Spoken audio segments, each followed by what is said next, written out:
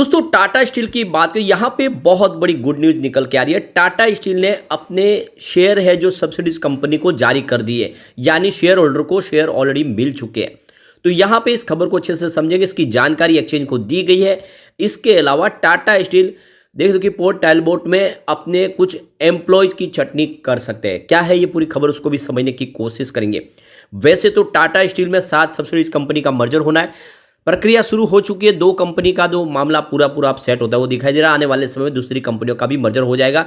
और टीवी नरेंद्र की तरफ से जो इनके एमडी है उनका कहना है कि 2024 में ये पूरा मर्जर कर लिया जाएगा और उसके बाद में टाटा स्टील को कोई रोक नहीं पाएगा।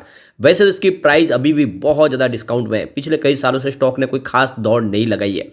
अब जैसे कि स्टील सेक्टर के लिए बहुत सारी संभावना पॉजिटिव बनने लगी है। सरकार जिस तरह से इंफ्रास्ट्रक्चर सेक्टर को देख के उसमें निवेश को बढ़ा रही है, अपना कैपेक्स को बढ़ा रही है, रेलवे इंफ्रा के लिए, दूसरे और बहुत सारे प्रोजेक्ट के लिए। तो ऐसे में स्टील सेक्टर के अंदर भी तेजी की संभावना बनेगी ही। डोमेस्टिक मार्केट से अच्छी डिमांड आ सकती है, क्योंकि कोई भी इंफ्रास्ट्रक्चर का प्रोजेक्ट स्टील के बगैर तो पूरा हो नहीं सकता। ऐसे में क्या हमें टाटा स्टील में इस लेवल पर निवेश करना चाहिए, जानने की कोशिश करेंगे इस वीडियो के माध्यम से। लेकिन फ्रेंड, उससे पहले अगर आप पहली बार हमारे चैनल पे आए तो चैनल को सब्सक्राइब कर दीजिए, एक बेल आइकॉन दबा दीजिए ताकि जब भी नया वीडियो बने पहला नोटिफिकेशन आपको मिले। वीडियो पसंद आए तो लाइक शेयर जरूर कीजिए। चलो फ्रेंड्स, वीडियो स्टार्ट करते हैं। मैं हूं आपका दोस्त SB दवे और हमारे अपने चैनल ऑनलाइन कमाई में आपका बहुत बहुत स्वागत है। तो सबसे पहले सैटरडे के कारोबार की बात के लिए स्टॉक की शुरुआत हुई 132 पर पॉजिटिव शुरुआत हुई। फ्राइडे की क्लोजिंग 131 के आसपास थी। इंट्राडे में 134 का हाई भी बना और जो लो है वो 131 का है, यानी पूरे दिन में गिरावट नहीं हुई। ये बात अलग है कि ऊपर के लेवल से यहाँ पे आपको थोड़ा सा नीचे स्टॉक आता हुआ दिखा देगा, लेकिन काफ़ी अच्छी तेज़ी देखी हमने सैटरडे के दिन। स्टॉक की क्लोजिंग 133.90 पर रही है, जहाँ पे 2.21% की तेज़ी देखने को मिली। तो देख सकते हो कि जो स्टॉक ने एक अच्छा प्रदर्शन किया है और आने वाले समय इससे शानदार प्रदर्शन की हम उम्मीद कर रहे हैं। अब यहाँ पे आप देख ही सकते हो कि इसका जो इंट्राडे का लो है वो 133 का, लेकिन हाई 135 का, एक अच्छी दौड़ लगाई है। 52 वीक का लो 98 का है, लेकिन हाई 141 का है। तो फिलहाल स्टॉक 6 रुपये नीचे है अपने 52 वीक के हाई से, यानी बिल्कुल एक नई हाई बनाने को स्टॉक इस समय तैयार है। ऑल टाइम लो रेंज देखें तो 3.71 रुपीज़ की है, लेकिन हाई 153 की है। और उस हिसाब से देखें तो लगभग आपको 18 रुपये स्टॉक नीचे इस समय दिखाई देगा। तो देख सकते हो कि स्टॉक बहुत दूर नहीं है अपनी ऑल टाइम हाई से। जल्दी मुझे लग रहा है बड़ी तेजी की संभावना बनी तो ये ऑल टाइम हाई को तोड़ के बिल्कुल फ्रेश हाई बना सकता है। आपको ये भी पता होगा कि स्टॉक को स्प्लिट किया गया है। फेस वैल्यू 1 रुपीज़ की गई है। ये 1000 के आसपास था और 2 साल पहले ही इसको स्प्लिट करके 100 के आसपास की प्राइस को लाया गया। इसकी परफॉर्मेंस आप देख ही सकते हो कि 16 जनवरी को स्टॉक 137 के आसपास था, जहाँ पे 1.7% की तेजी बनी। 17 जनवरी की बात करें तो क्लोजिंग 131 के आसपास रही, जहाँ पे 4.1% की बड़ी गिरावट हुई प्रॉफिट बुकिंग की वजह से। 18 जनवरी की बात करें क्लोजिंग 131 के आसपास, जहाँ पे 0.5% की मामूली सी गिरावट हुई। और 19 जनवरी की बात करें तो 134 के आसपास स्टॉक आया, जहाँ पे 2.5% की फिर से अच्छी तेजी बनी। और 20 जनवरी को 133 के आसपास स्टॉक था। तो कुल मिला के देख सकते हो कि इसका प्रदर्शन अच्छा है। अब यहाँ पे सबसे जो बड़ी बात है कि मर्जर की प्रक्रिया है जो बिल्कुल आगे बढ़ रही है। तो यहाँ पे टाटा स्टील ने आज जो एक्सचेंज को जानकारी दी है कि उन्होंने मर्जर की प्रक्रिया के तहत जो इक्विटी शेयर है वो अलॉट कर दिए हैं। तो देख लो कि यहाँ पे जो लेटेस्ट अपडेट है कि 21 जनवरी 2024 की कंपनी ने 8,64,92,993 फुली पेड इक्विटी शेयर है, जो जिसकी फेस वैल्यू 1 रुपीज़ है।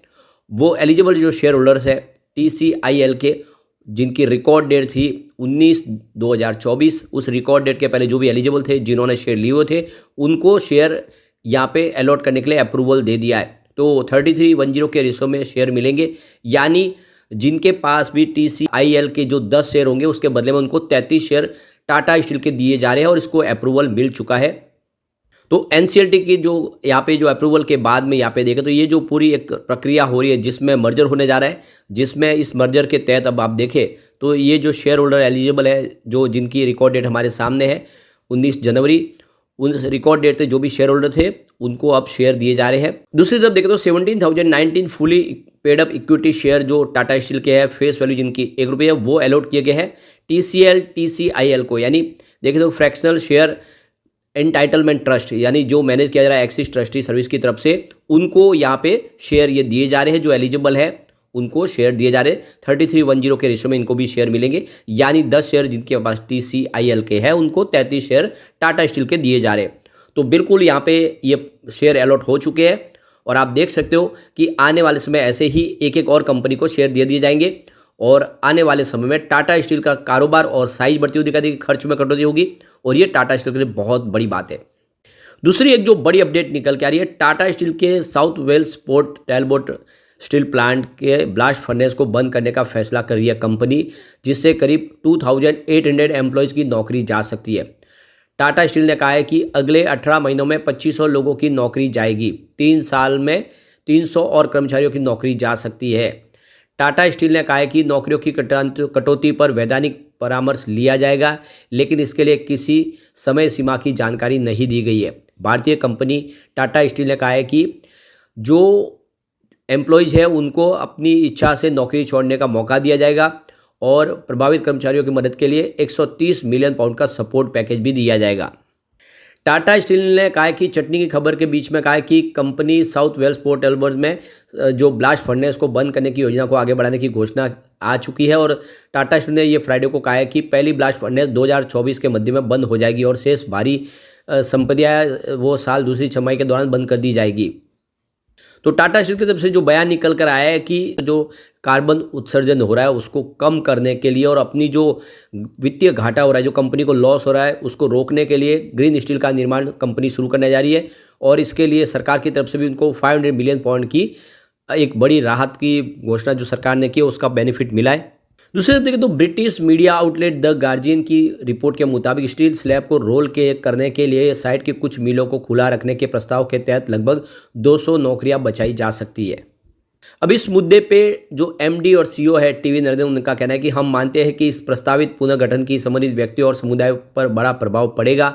हम सम्मान के साथ उनको अपने सपोर्ट देंगे।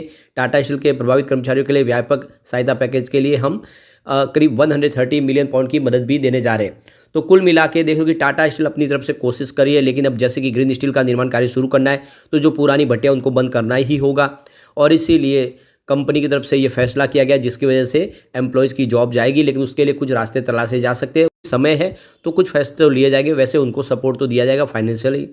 अब एक बार हम इसके पिवट लेवल को चेक कर लेते, तो यहाँ से अगर गिरावट हो जाती है तो 132 का पहला सपोर्ट है, ये टूट गया तो स्टॉक 129 तक जा सकता है। गिरावट का दौर जारी रहा तो फिर 128 तक जाने की संभावना है। तेजी का माहौल बना तो 137 का फर्स्ट रेजिस्टेंस है, इसको पार करते स्टॉक 138.93 यानी 139 तक जा सकता है। तेजी और आगे जा रही है तो फिर 141 तक जा सकता है, 140 को पार कर सकता है। अगर ऐसा हो जाता है तो फिर एक तेजी के साथ स्टॉक आगे बढ़ेगा और इस बार 150 को पार कर सकता है। 150 को पार करने के बाद नई तेजी के साथ स्टॉक आगे बढ़ सकता है। ऐसे में ये अच्छा मौका है, इस मर्जर के पहले आपको निवेश करना चाहिए। आने वाले इसमें टाटा स्टील आपको मालामाल कर देगा।